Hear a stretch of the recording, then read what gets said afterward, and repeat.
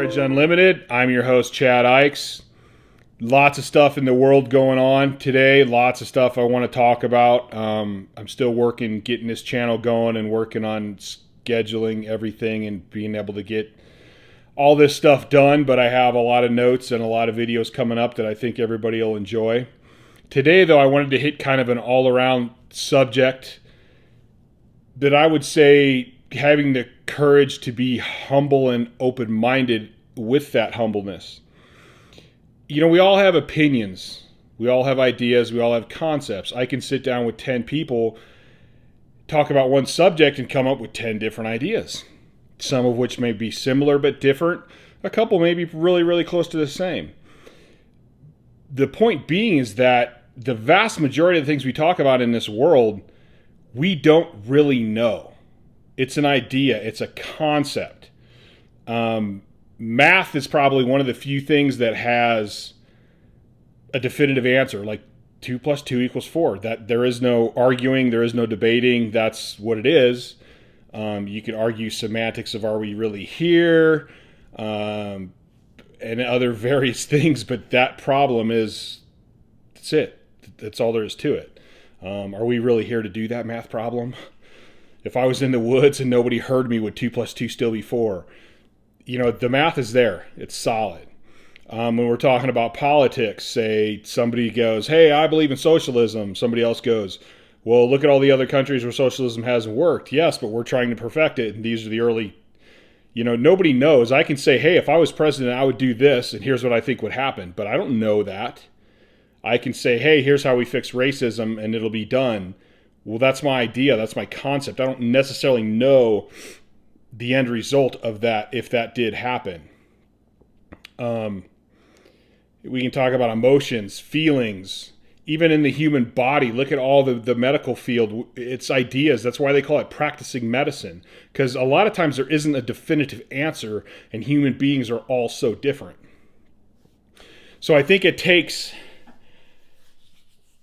a lot of courage to try and see the other side, the other perspective, and to know that, hey, there could be a possible perspective. So when I'm on here, I'm an emotional person. I don't really talk about too much stuff that I haven't thought about. If I haven't thought about it, I'd rather wait and think about it and then come back to a discussion when I have worked some things out and I have a better understanding of it and done some research. So when I'm on here talking, I have some research. I've done some research. I'm very passionate about what I talk about. I'm not going to get on here and go, hey, here's what I think is the best thing and the best action. I don't understand why people aren't doing this if I haven't thought about it. Now, at the same time, I may seem very passionate. I may seem very stubborn, and I am stubborn. I may even seem arrogant. But I almost always know and remember that maybe I'm not right.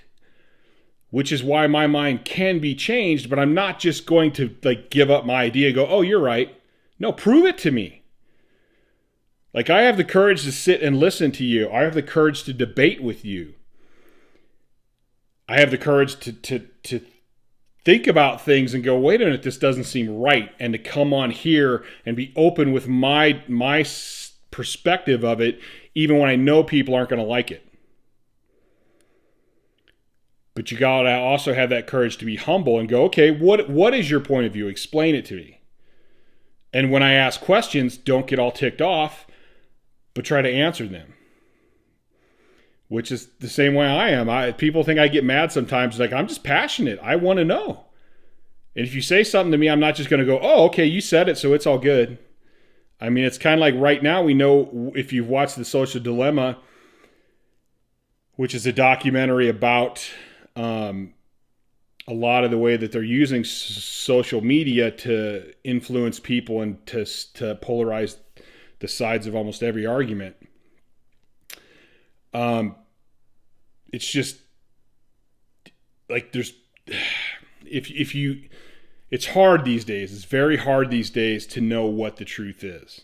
Even with our current situation with COVID, I can go get on the internet right now and find medical doctors with degrees that have conflicting stories.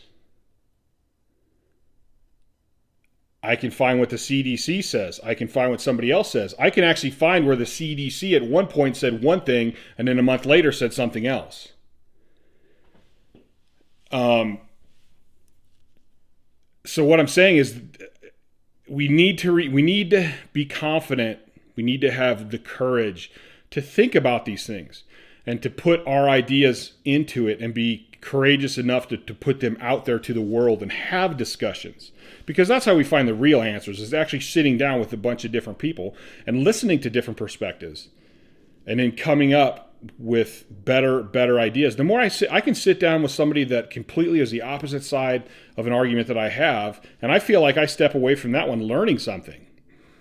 Most of the time, if I sit down with a bunch of people that think just like me, what are you going to learn? You're going to hear the same stuff you already think and the same stuff you've already heard and you already know. It's similar to when I talk about happiness. Like everybody wants to be, it seems like everybody these days wants to be happy all the time. Well, we don't really learn anything from happiness. We learn when times are bad and when times are tough and when times are hard. That's when we do the real learning. Why do we fall? So we can learn to get back up. We never learn to get back up if we never fall. We have to experience that. So my whole point in this one right here is it's good to go out there. It's good to say what you want to say and what you feel and how you feel and your perspective. We need people to do that.